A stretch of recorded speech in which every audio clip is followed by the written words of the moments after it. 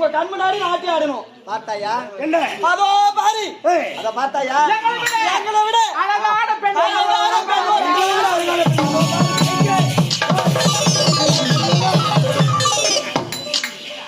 யாருமே தென்படவில்லை. காரிமுட்டி பையா பாத்தியா? டேய் எதுக்குடா பொம்பளை அப்படி அலையறான்? நானா மனசுனா பொறுந்தா எல்லாமே இருக்கணும். ஆகட்டும் ஐயா. ஏண்டா பெரிய என்ன சொல்லிறாங்க? உண்மைதான். 16 செல்வங்கள். உண்மைதான். அதுல ஒரு செல்வம் மனைவி செல்வம். உண்மைதான். ஆனா உன்ன மாதிரி கிடையாது. சரி உர்றாப்பா, நம்ம கலவாடா பாவி மனசாட்சியே இல்லாத கண்ணாடி ஓட்டி கொடியில குத்தி தகுமா உனக்கு சத்தியமா உனக்கு நரகம் தான்டா. ஆகட்டும் ஐயா. எங்க போயிருக்க முடியும்? எங்க போய் எங்க போயிருக்க உண்மை சொன்னா வலிக்குதா? அதெல்லாம் என்ன சொந்த கதைலாம் எழுந்து மச்சான். அவங்க எங்க போயிருப்பாங்க?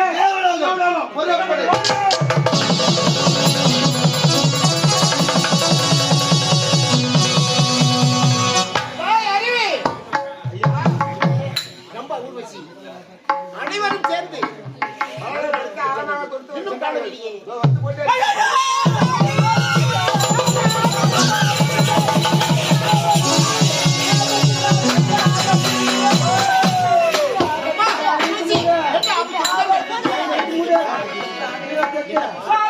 என்னம்மா உங்களுடைய வார்த்தை கேட்டு தேவலோகத்தை விட்டு பூலோகம் சென்றோம்.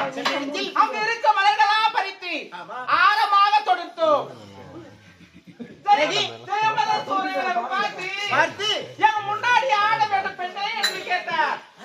எங்களை ஆட முடியாது, அந்த தேவலோகத்தில் தாண்டி எங்கள் கால்கள் ஆடும் அப்படி என்று கூறினார். முன்னாடி எங்களை ஆட முடியாதுன்னு சொன்னதுக்கு என்ன செய்தார்? எங்களை அடிட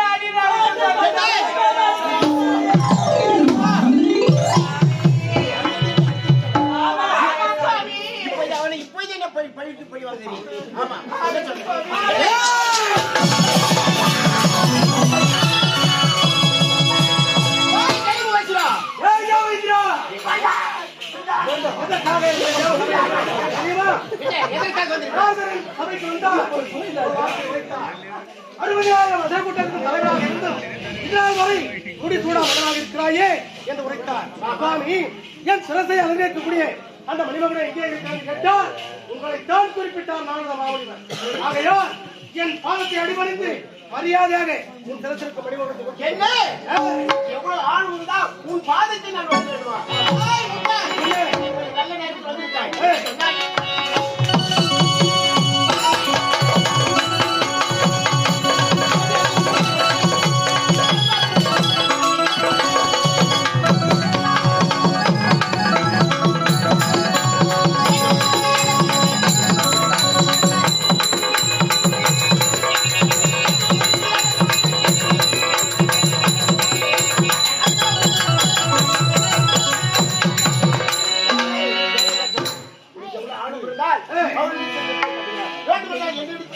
அப்படியா? அத்தமீறி என்னை கொல்ல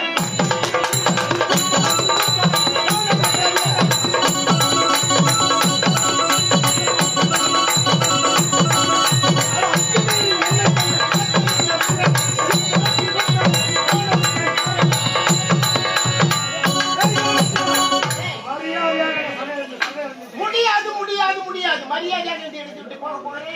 இந்த இடத்தை விட்டு போகவா நான் வந்தேன்? யாருக்கு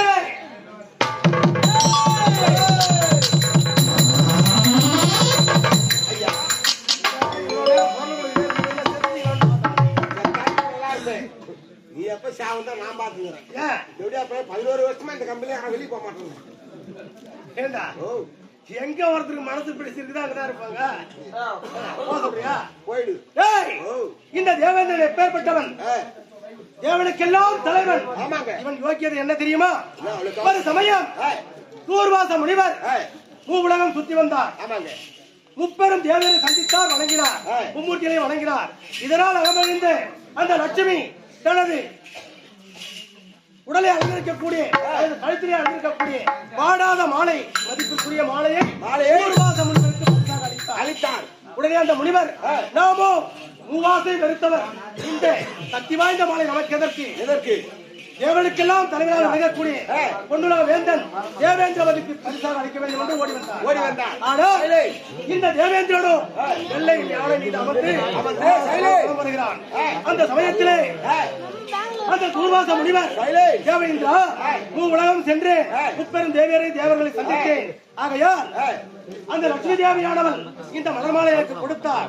பூவாசையும் துறந்து எனக்கு இதற்கு எதற்கு என்று உனக்கு பரிசாக அளிக்க வந்தேன் என்று அந்த மலர்மாலை தூர்வாச முனிவர் கரத்திலே கொடுத்தார். இவன் ஆணவம் பிடித்தவன், தேவனுக்கெல்லாம் தலைவன் என்ற ஆணவத்திலே அந்த யானையின் மத்தகத்திலே வைத்தான் அந்த மலர்மாலை. உடனே வண்டுகள் ரீங்காரமிட்டுக் கொண்டது. அந்த பரிசத்தை தாங்க முடியாத அந்த யானை தன் துதிக்கையால் அந்த மாலை எடுத்து தரையிலே எரிந்து தனது காலால் மிதித்து விட்டது.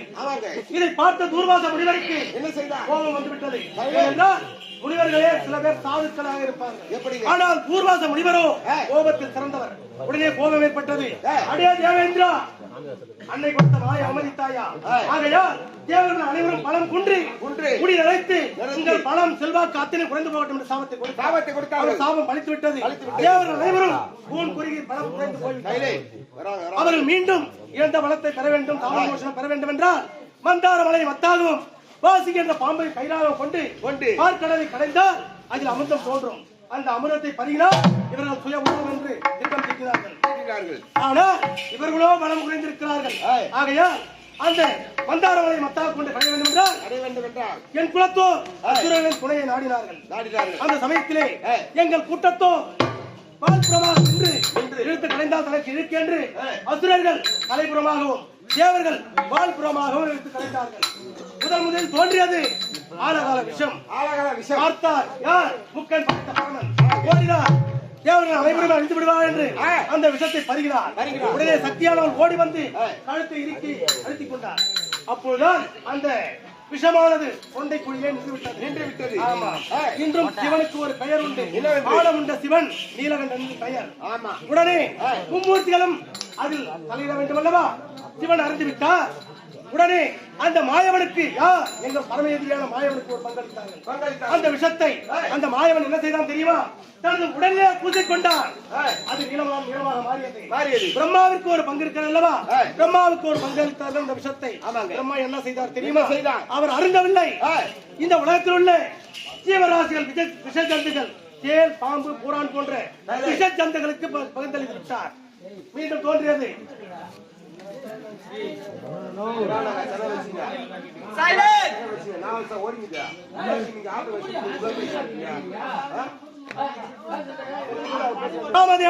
கற்பக விருட்சம், முத்துக்குடை, பஞ்சவர்ண கொடி, 4 கொம்புள்ள வெள்ளை யானை, இவை அனைத்தும் இந்த தேவேந்திரனுக்கு அளித்தார்கள்.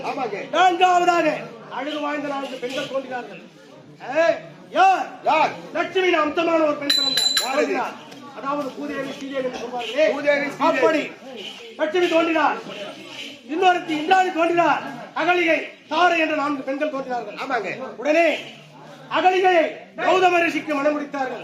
இந்திராணியை இந்த தேவேந்திரனுக்கு மனம் முடித்தார்கள். லட்சுமியை வைகுந்தவாசனுக்கு மனம் முடித்தார்கள். ஆனால் பாரத கூட்டத்தின் தலைவன் மாவீரன் வாலி கரையோரமாக நின்று வேடிக்கை பார்த்துக் கொண்டிருந்தான். இவர்கள் பக்கம் நின்று பணம் கூட்டம் மட்டும் இழுத்து கடைந்தான். ஆகையால் கடைசியாக பிறந்த தாரையை யார்? வானர வீரன் வாலிக்கு மனம் முடித்தார்கள். அப்படி அந்த 4 பெண்களிலே அழகு வாய்ந்தவள் யார் தெரியுமா? அகலிகை என்ற பெண். அந்த அகலிகை என்ற பெண்ணைத்தான் கௌதம ரிஷிக்கு மனம் முடித்தார். ஆனால் இந்த பொண்ணுகள் என்ற தேவேந்திரன் அவள் மீது ஆசைப்பட்டான். எப்படியாவது அந்த அகலியை அடைய வேண்டும் என்று எண்ணம் கொண்டான். ஆனால் சேவலாக உருமாறி விடிய காலை பொழுது விடியா முன்னமே சென்று சேவலாக கூவினான். அந்த முனிவரோ அடடா பொழுது விடியது நித்திய கடனை செய்ய வேண்டும் என்று நீராட சென்றார். அங்கு சென்றால் கங்காதேவி உறங்கி கொண்டிருக்கிறார்.